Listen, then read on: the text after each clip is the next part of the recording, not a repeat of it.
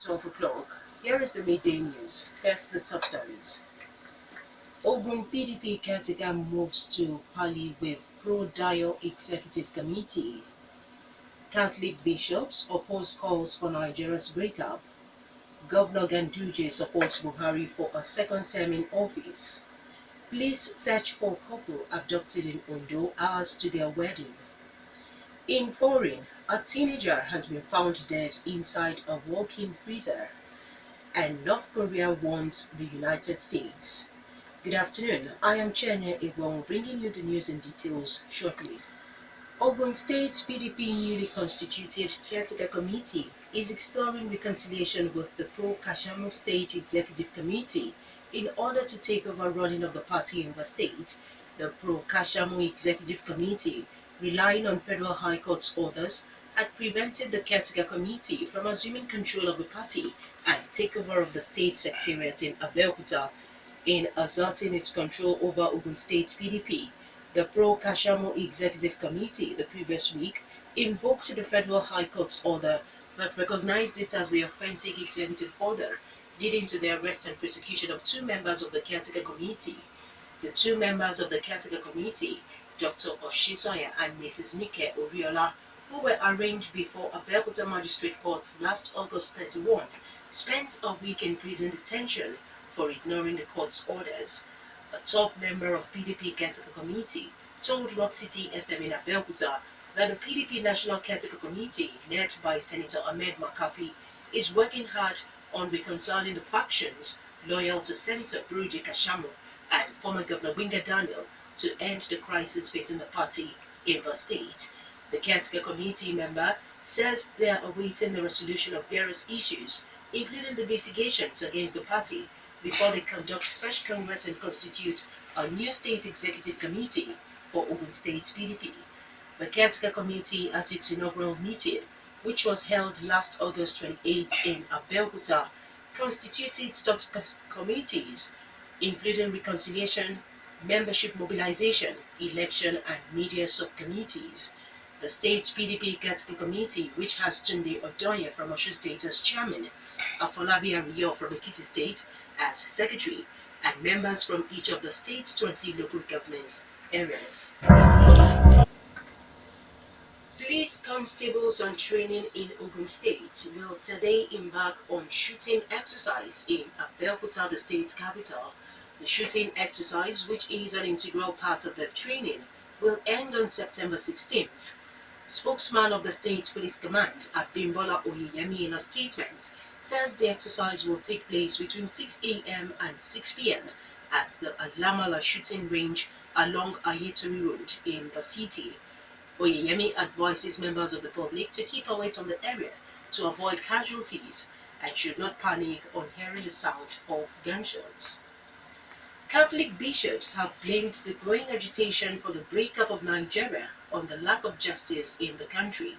The bishops, however, regard the calls for the breakup of the country as shameful and uncalled for. President of Catholic Bishop Conference of Nigeria, Archbishop Keyama, speaking at the opening session of the 2017 second plenary meeting in Jalingo, Taraba State Capital, says there are better options than breaking up the country. One of the options, according to the bishops, is to correct the level of injustice done the minority ethnic nationalities. 55 bishops are attending the meeting, which is scheduled to end on September 15. Governor Abdullahi Ganduje of Kano has declared support for President Muhammadu Buhari for a second term in office, as after Governor Ibikunle Amoso of Ogun State says Buhari will seek re-election in 2019. In Kano State, the governor says Buhari will get 100% support anytime he chooses to seek re-election. The State Information and Culture Commissioner, Muhammad Garba, who spoke on the issue in Kano, says people in Kano State will do all that is possible to ensure he wins the 2019 presidential poll. Second term in office, according to him, will enable the president to consolidate and improve on the performances of its administration. Describing Buhari as a national unifying factor, the commissioner points to the exemplary performance of his administration in anti-corruption war, insecurity and terrorism. Last Friday, Governor Nasir El-Rufai of Kaduna State says that some APC governors and ministers were working for the re-election of President Buhari in 2019. A truckload of beer had crashed into a mosque in Osogbo, the Osun State capital. The truck on Sunday crashed into the Gaji Central Mosque while worshippers were offering prayers. The accident generated an uproar as beer spilled around the premises of the mosque. The timely intervention by Muslim clerics prevented the incident from degenerating into a conflict. Spokesman of the State Police Command, Folashade Ojiro, says the police are investigating the incident. Also in Ondo State, police detectives are combing the bush in Ondo State to rescue a couple-to-be who were kidnapped hours to their wedding. The bride and groom traveling from Okene in Kogi State to Akure for their engagement were abducted by gunmen on Sunday at the Kogi-Ondo State border town. Also kidnapped along with them were the best man and chief bridesmaid. Spokesman of the State Police Command, Femi Joseph, says detectives who are combing the bush in the axis will rescue them unhurt. But father of the bride, Ahmed Amoju, says that the bride and her sister had been freed from the gunmen few hours after the abduction, leaving the groom and 4 others, including 2 women, in the custody of the gunmen. You're still listening to the Midday News on Rock City 101.9 FM. Up next, we bring you foreign, business, and sports news. Please do stay with us. In foreign, North Korea has warned the United States would pay a due price for spearheading a UN Security Council resolution against its latest nuclear test. The North's foreign ministry spokesman said the United States was going frantic to manipulate the Security Council over the nuclear test. The spokesman said in a case the US eventually have its way at the UN in imposition of fresh sanctions, the world will witness how North Korea tames the US with a series of actions tougher than they have ever envisaged. North Korea, according to him, has developed a super powerful thermonuclear weapon to deter the ever-increasing hostile moves and nuclear threat of the US. The United States wants the Security Council to impose an oil embargo on the North, halt its key export of textiles, and subject leader Kim Jong-un to financial and travel ban, according to a draft resolution seen by Reuters. A teenager has been found dead inside a walk-in freezer after she disappeared while partying with friends at a hotel. Keneka Jenkins' body was discovered more than 24 hours after she vanished from the party in Crown Plaza, Chicago O'Hare Hotel in the U.S. city of Rosemont, Illinois. Her friends told her mom, but they had lost track of her and they left after they were unable to find her. The 19-year-old's family launched a desperate search, which came to a tragic end as staff searched the hotel.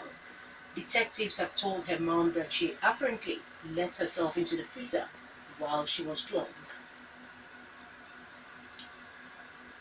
Next is the business news.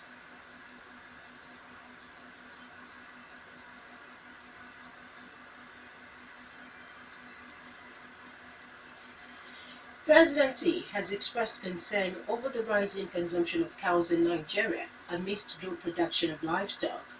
Agriculture and Rural Development Minister Chief Audu Ogbe, speaking in Abuja ahead of the National Conference of Transformation of Livestock, says unless the trend is halted, Nigeria in future will have to depend on cows being brought into the country.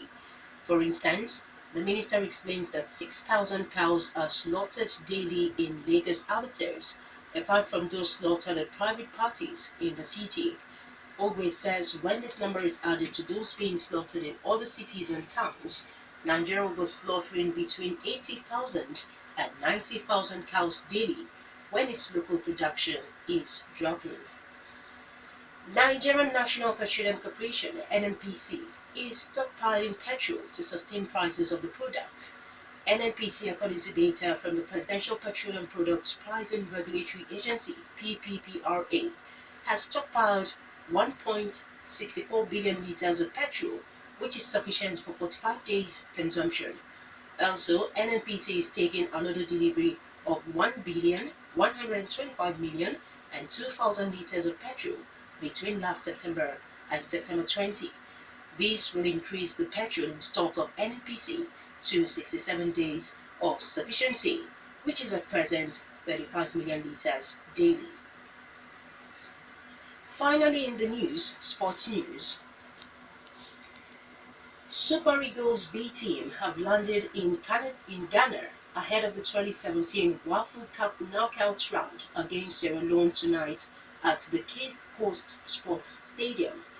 The Nigerian contingent landed in Accra, the capital of Ghana, on Sunday night and immediately proceeded to Tukaradi by road and will later proceed to Cape Town. Nigeria will be making their fourth appearance at the Waffle Cup.